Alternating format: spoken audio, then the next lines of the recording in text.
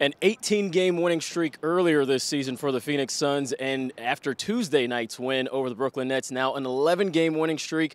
I'm Coley Harvey here with ESPN's NBA reporter Nick Friedell. And Nick, we just saw a game in which the Phoenix Suns are continuing to roll. What's allowing this to happen for them?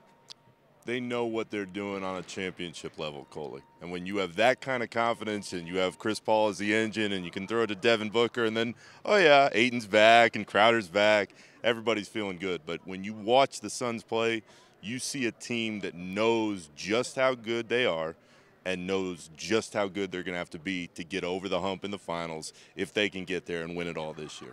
Now, you primarily cover the Nets. You're around them a lot. What were the Nets saying after this particular loss? This is now 5 in a row for Brooklyn following this game. What did they say? They were surprisingly upbeat because they're thinking, all right, Kevin Durant's still out. We played the Warriors tough the other night. We played the Suns tough throughout this game. Harden comes back. This group feels like the pieces are starting to come together. But Kyrie Irving told me afterwards, hey, I think about the fact that our big three haven't been there together daily. And it's something that's weighing over this team. So the Nets don't feel like the sky is falling yet, but you had a few more losses, and the tune's going to change a little bit. Yeah, you know, it's kind of crazy because they've been without Kevin Durant for so long so far, and they've got such a ways to go without him. What can be next for this team once they do get those big three all together? They've got to play better defense. They came into this game, they were giving up an average of 119 over this now 5-game losing streak. They just cannot get the pieces in place, whether it's because of injury, they had the COVID outbreak, KD gets hurt.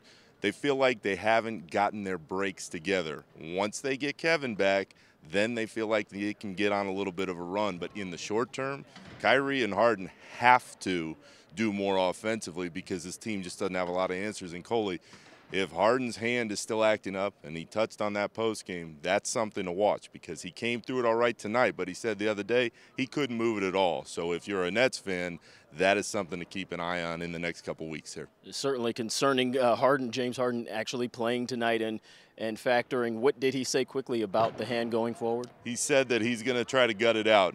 But you could tell even in that post game, he's looking at it.